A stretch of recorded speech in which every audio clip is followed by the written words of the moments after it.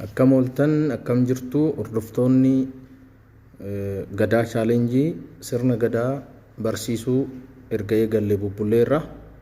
Har'a immoo maalummaa sirna gadaa, sirni gadaa maali gaafii jedhuuf gaafii deebii ta'a jennee, gaafilee kanaaf deebii ta'a jennee dhimmoota cuunfinee bifa qindaadhaan akka PowerPoint'tti qopheesse asirratti attaachisinii godha.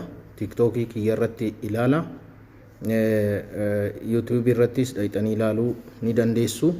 Sirni gadaa maali gaafii jedhuuf asirraa ilaaluu ni dandeenya jechuudha. Gaafii keessan kan yeroo garagaraa ka'aa tureef sirni gadaa maali kan jedhuuf TikTokii kanarraa bifa gaariidhaan isinii kaa'eera. Gadaan sirnaan tolfame, gadaan sirna walxaxaa yookiin complex systemidha. Gadaan jecha tokkoon himamuu hin danda'u. Gadaan hiika hedduu qaba jechuudha. Gadaa sirna beekumsa xabboo fi madda qaroomina Oromooti. Sirna gadaa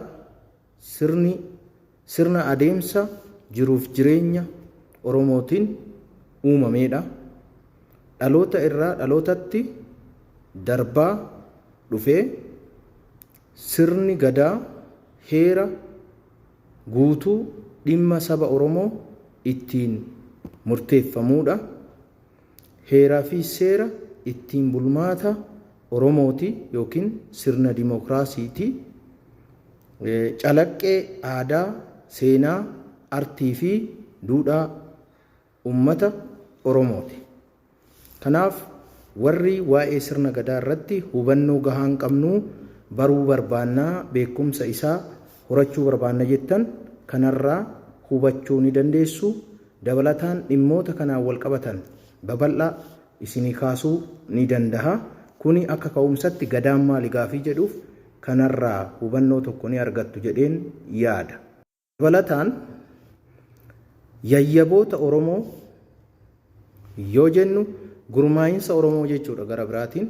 Inni jalqaba Boorana, Sabboof Goona, Gabra, Gujii, Kontomaa fi Daarimu, Maccaa fi Tuulama, Arsii, Sikkoo fi Mando, Karrayyuu, Baasoo fi Dullacha, Ituu, Kuraa fi Galaan,